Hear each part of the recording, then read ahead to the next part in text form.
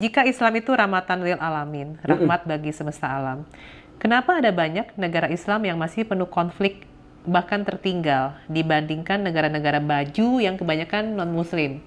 Dia Ya, memberikan contoh waktu itu, contohnya Jepang, ya. ya kan? Kalau Allah Maha Pengasih dan Penyayang, Mm-mm. kenapa juga ada perintah-perintah dalam Islam yang terlihat keras, Mm-mm. seperti hukuman potong tangan untuk pencuri atau Mm-mm. hukum rajam untuk Mm-mm. penzina, seperti Ya. itu? Nah, ini jawabannya juga bisa kita kembangin karena ada dua pertanyaan praktis di sini. Yang pertama adalah kenapa orang-orang Muslim itu tertinggal.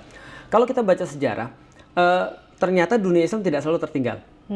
Kalau kita baca sejarah, justru ada banyak sekali para ilmuwan-ilmuwan Barat yang mereka seolah-olah ngomong begini, kenapa peradaban Barat itu berhutang pada peradaban Islam? Karena Islam adalah salah satu peradaban yang menjembatani peradaban Yunani sama dengan peradaban Barat modern. Nah, sehingga ketika di satu zaman pernah Islam tuh justru menjadi mercusuar dunia. Sampai sekarang masih ada beberapa sisanya, walaupun saya nggak berniat untuk bernostalgia ya. Misal contoh, hampir semua nama bintang-bintang di langit itu adalah dalam bahasa Arab. Karena orang-orang Muslim yang ngasih. Misalnya contoh kayak Al-Karnar, lalu kemudian kayak apa lagi. Bahkan Betelgeuse juga sama. Dan segala itu banyak sekali nama-nama bintang-bintang di langit karena orang-orang astronom Muslim. Ada banyak sekali hal-hal yang kayak misalnya algoritma yang memungkinkan terjadinya komputer dan seterusnya. Itu yang mempopulerkan angka 0 kan adalah Khawarizmi. Akhirnya namanya abadikan dalam ilmu algoritma. Sebelumnya namanya aljabar. Tapi waktu itu orang Barat salah lihat bukunya, dia judulnya Al-Jabar wal Muqabalah, penulisnya Al-Khwarizmi. Orang Barat lihat kirain namanya Al-Jabar.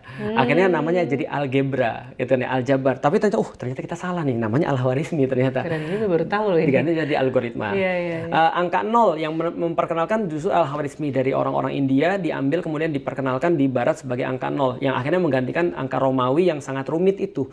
Kita bisa bayangin turis 2024 pakai angka Romawi kan itu kan lumayan.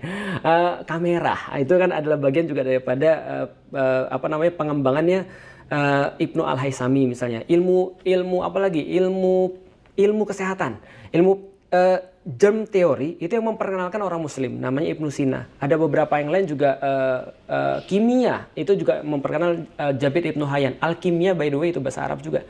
Nah, artinya kalau kita lihat Islam nggak selalu tertinggal. Nah, pertanyaannya kapan Islam tertinggal? Ketika mereka terpecah belah.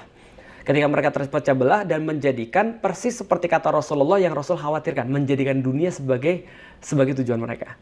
Maka mereka sudah lupa sebenarnya mereka hidup ini untuk apa. Maka akhirnya mereka terjebak seperti orang-orang zaman dulu terjebak. Persis ketika Barat, ketika itu terjebak dalam Dark Age.